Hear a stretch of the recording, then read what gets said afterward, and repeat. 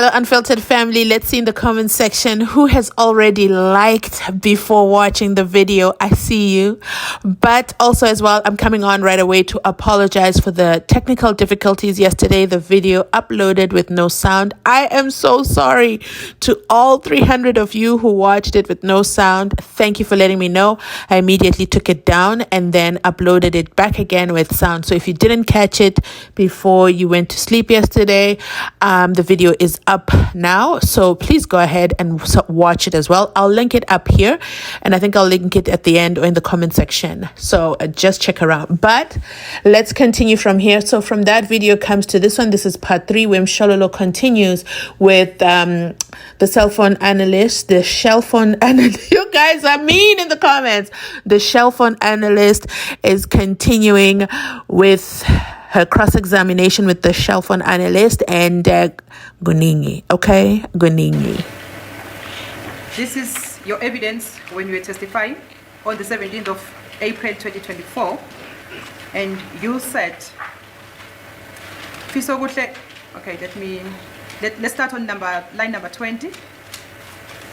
The same person there is he phoned Fisogutle Ntuli. That is also linked to him. That number, there is a photo of him that was from a profile that was taken, and then there is another number linked to him right here on top, 073305 202, Fisogutle Ntuli Alice Gani. Another number that is linked to this number, 0788 798 335, Fisogutle Ntuli, that is from XDS, and then also section 205, 071 029173, section 205, and the nickname Reggie. That I will also explain now. You remember now that portion of evidence. You don't have the other page where you're reading now. Sorry? It's only one. You're waiting for the second one. Oh, it's only 2 lines. It's only 2 lines, yep. The following page, which says also section 205 of the number 071 302 173, section 205, and the nickname Reggie. Thanks.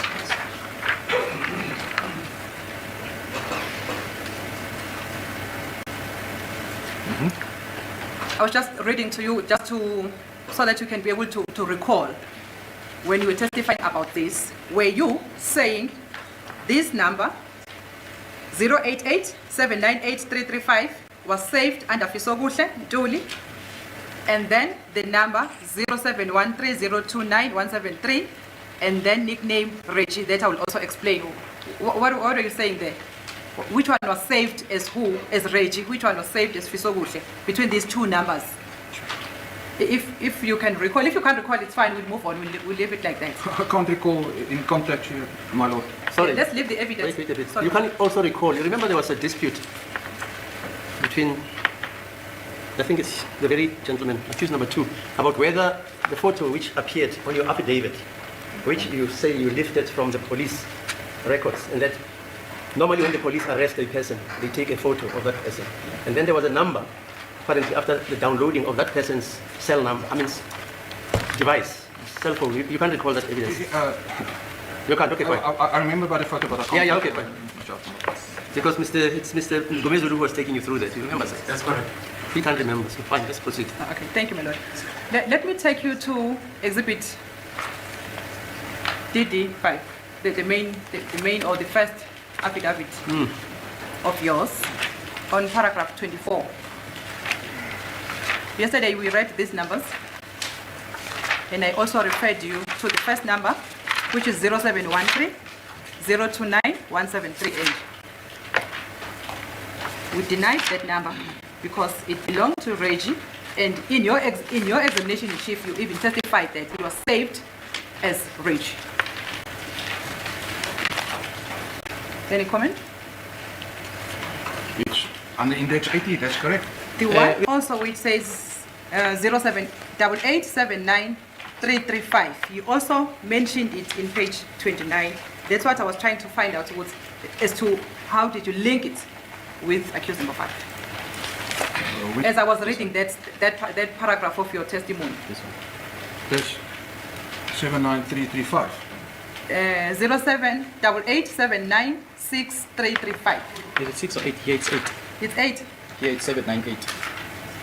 Yeah, 798-335 from paragraph 22 of your affidavit. Paragraph 22.1. No, paragraph 24. 24. 24 is the last number there, and it also appears on page 29 of the transcript in your examination in chief, wherein you referred to this number.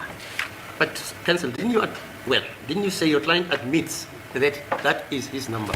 No, my lord, we denied that number. We admitted the... Wait. Yes, ma'am. It's 277887989. It's only 19 here. It's only 19, yes, my lord. 98335. Yes, we And did. this was captured on the 24th of November 2012. Yes. We denied that one, my lord. There are two numbers in the same paragraph. They are the same. Which one does your client admit? Because I had it on my notes as Is the one which... Which one? 0733-059202. Just above that one. that he says it's his number. He admits, yes. That's the only number he admits. He Out of the admitted. 5. Sorry, madam? Out of the 5, there are 1, 2, 3, 4, 5 numbers. Yes, he only admitted. admits 1. In paragraph 24, he Okay, only fine. admitted one. Okay. So, please, that is not correct. Yesterday, wait. Yesterday was not put the way I'm putting it. He did. It was also admitted that he admits that number ending with 176 that it belongs to his mother. Yes. Anyway, fine. Let's proceed. You remember the mother of Tembegile, blah, blah, blah. Mother Batembegile. Who's the mother of accused number 5? He knows the number. That's how you put it. Number 5 knows the number because it's a mother's number, but the mother is deceased. You don't remember saying that? No, my lord... Mr. Baloyi, wait. You remember somebody was deceased? Yes, that's precisely what it was said. Yes, I listen and I write notes. My lord, I've never said that we are changing what we said in respect Okay, of the fine. number Let's belonging continue. to the mother of the accused. But I've that's never said anything about that, and I don't know the reason why the state is standing up when I'm cross-examining. Because you can note down and do that in re-examination. That's not the procedure to disturb when counsel is doing cross-examination.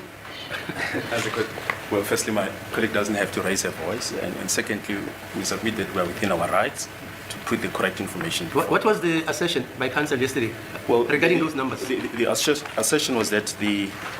My lord, it's wrong for the state to respond on my behalf. I'm the one who was cross-examining. Please, there's decorum in court. It's not a tavern.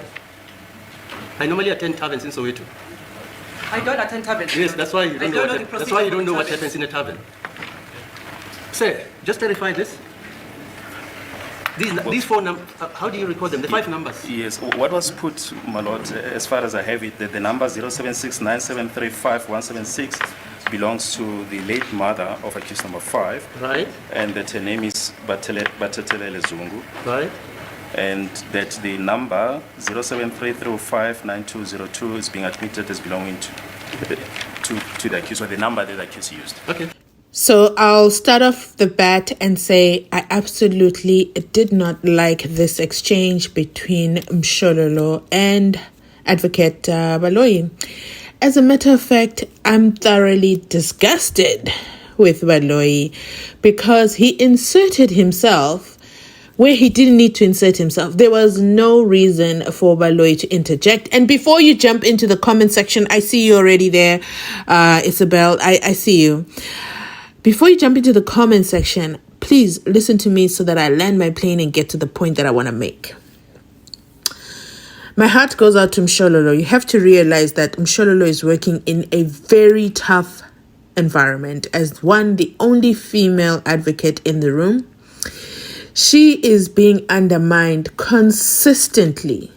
But in this case, she's being undermined by Baloyi, by Ratha, and also the shell phone expert. Okay? Now imagine the amount of pressure that she's under. These guys have to argue their clients' cases. I'm not saying accused number 5 is innocent, so relax with the comment. Let's just talk about the situation where Mshololo lost her cool. Okay, I'm not going to defend her. So there's this comment that I saw. There's 2 comments that I want to read to you. The first one says, Yowe Urata worships people of color. He goes to listen attentively and goes further to use the naked eye. That comment is absolutely correct. I agree with this comment 100%. In this exact same video clip, before Mshololo loses her cool, Ratha speaks to the shell phone expert with such kindness. His face is so gentle. The muscles are all relaxed. He's smiling. He's laughing. And he says to the witness, let me read it. If you can't remember, it's fine. Let's proceed, okay? And then the witness obviously says, I don't remember. Of course, I would also say I don't remember. If a whole judge is telling me if you don't remember, it's fine. And the witness goes, it's fine. And then they continue. And then Mshololo is now listing these numbers. Now, let's all get one thing clear. That's a lot of numbers. Okay, that's a lot of numbers. It's hard to keep up. I understand if Ratha got lost somewhere, and then he pauses her and then he asks for clarification. And Mshololo hadn't even finished her point, which again, Ratha, it is essential you just be quiet and listen until she finishes. She was still going through the numbers. So she mentions the one number that they admit, the one ending in 202. Judge Ratha interjects and says, hey, what about the number for the mother, the late mother, whatever her name is? And then you can see the way that he's talking. There is no respect there. It's not the same tone that he was using with the shell phone expert. Okay? Nope, not at all. Here he's using his impatient tone. He's throwing papers up in the air. His hands are all over the place. He's pointing at Baloyi. And then Baloyi stands up and says, yeah, that's not correct. That's not what she said yesterday. Both of them were wrong. Both of them were wrong because she hadn't got to the part about talking about the mother's number. And let me ask you this. If you know your mother's number and you admit your mother's number, does that mean it's your number? Absolutely not. I think both of them were ridiculous with that assertion. But now let's talk about Mshololo losing her cool. So this is what this next comment says. So the comment started off with, Mshololo is good but needs to control her temper.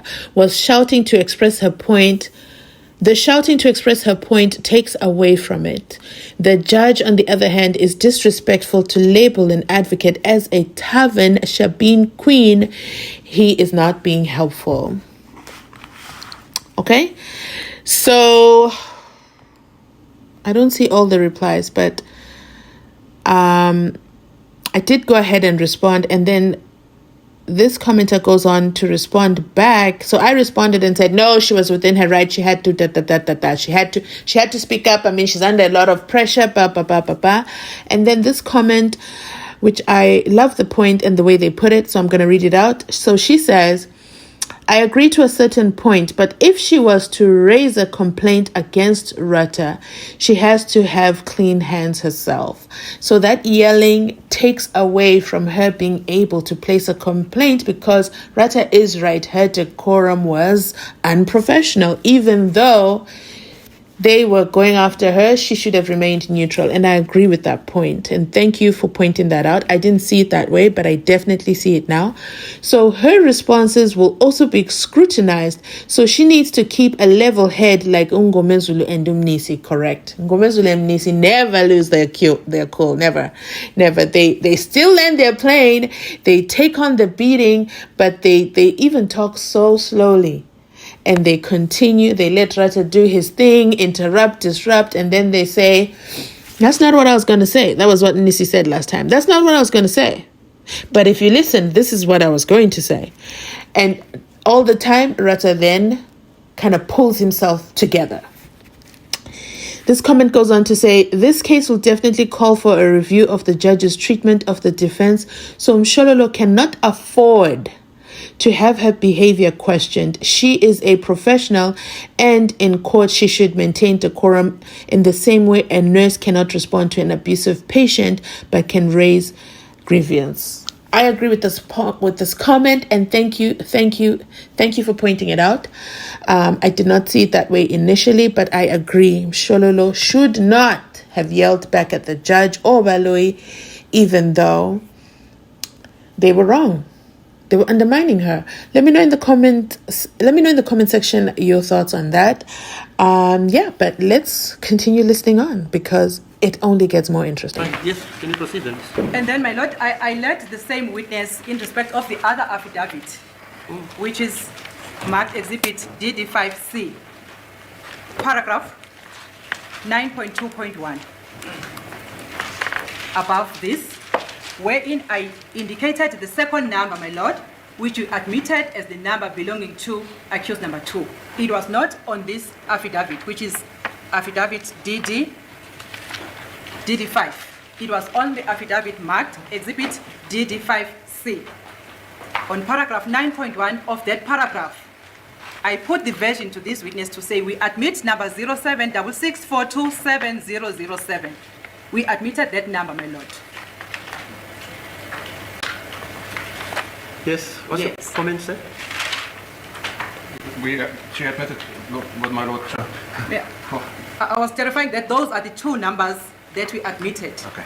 But the second one, it's not appearing in paragraph 24 of exhibit DD5. That's correct. It's on the other affidavit. That's correct. Yes. Yes. So now I'm not asking you in respect of those 2 numbers that we admitted. I'm asking you in respect of the one that we denied, which is 0788798335.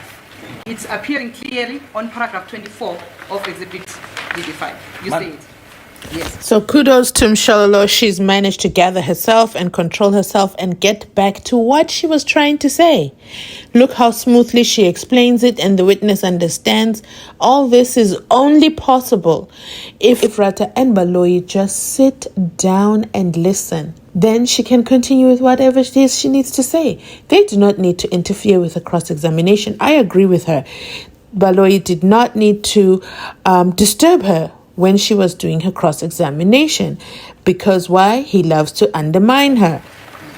Under the paragraph 24, we denied 2 numbers, which is 0713029173. And I've indicated that from your examination in chief, you indicated that it was saved under Reggie and it belongs to Reggie. And you cannot deny that. Yes. And then I was then seeking clarity on the second number, which we denied on the same paragraph 24. That's correct, Mala? The 0788798335, because I was reading from your examination in chief to try to get what is it that you were saying. How did you link it with Mr. Nduli? That was my question. Can I explain again how I linked it, Mala? It's about the consumer trace report, the XCS report. That's not done by the police, not done. It's done by private company. As soon as you do apply for credit or close or bank or anything, that number is going on a credit control, the consumer trace report, and that consumer trace report was drawn, and that's the numbers that was found on the consumer trace report. This was not identified by the investigation team or through investigation. This was done by consumer trace report that on 2015 to 29 January 2015, the number 277130299173 was given as a reference, and in 2012, 1124 and 2015 0129, the number 2788798335 was given as a reference. Requested, how does the consumer council link these numbers? And the answer was that they are all linked to the ID of accused number 5, because it wouldn't make sense if I take credit at OK Bazaars and I don't give them my ID number. How will they know who am I? Because they may have a name and an address, and this is a phenomenon which actually plays itself in South Africa, where you find a guy steals your ID and then goes to Labnas and buys furniture as host. Okay, you've heard me. Actually, my lord, I was taking up from where we ended yesterday after reading the examination in chief of the witness, wherein he referred to these numbers. Yes. Especially the first one, that he linked it because it was saved under the name Reggie. Yeah, fine. Yes. But he linked all 5 of them to the Consumer Council. Yeah, that's what I was saying. What I was putting to the witness is what he said on fine. record. That's why I read the evidence on record and the pages, wherein he said it was saved as Reggie. Okay, fine. Yes. And the witness said, no, he cannot deny that. Then the third one, I finished with that. I also raised other queries about the last number because it also appeared under his examination in chief, my lord. Those were the 2 reasons that made me okay, fine. go back. All right. Can I have a word with my Yes, client? yes. Thank you.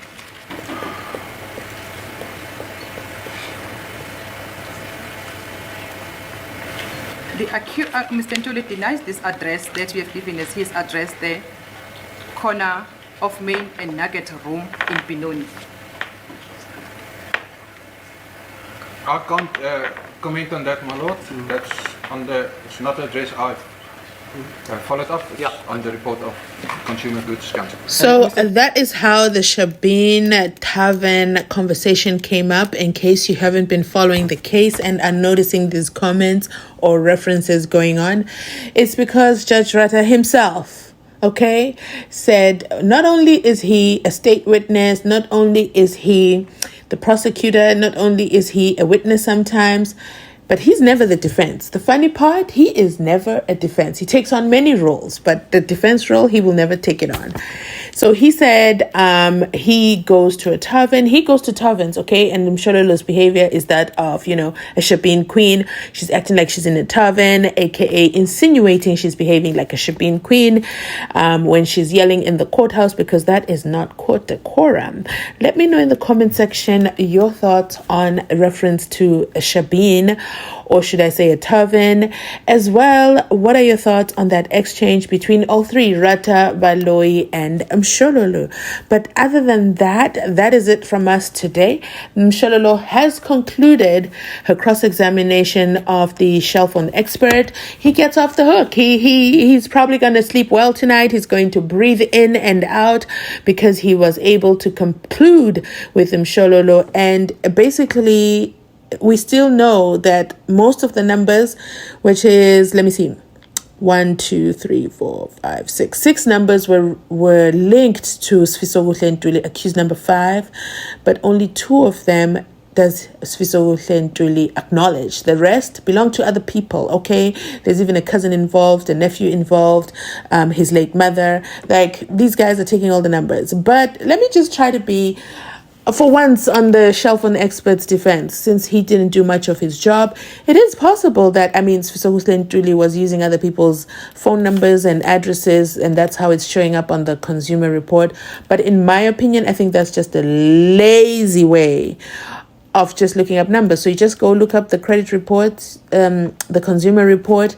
You don't call any of the numbers, you don't verify any of the numbers. Anyway, this number is in his contact list, so therefore it's his number. Absolutely ridiculous in my opinion. But you know what, the bar has been set really, really low. You know where the bar is now? The bar is in the Shebeen. That's where we're at. And that's it from us today. Please remember to like, comment, and subscribe. Engage in the comment section. We absolutely enjoy it. Be sure to share this video as well, because more people need to hear about a judge who frequents a Shebeen and how he called Mshololo in quotations a Shebeen queen. Oh my goodness. Are we in a court of law? There we go, Mzansi. That's it from us. Thanks for watching. Remember to like, comment, and subscribe. We absolutely love it when you do. And if you've made it this far in our video, you already know you're part of our VIP gang. Drop an emoji in the comment section and I'll drop a hi.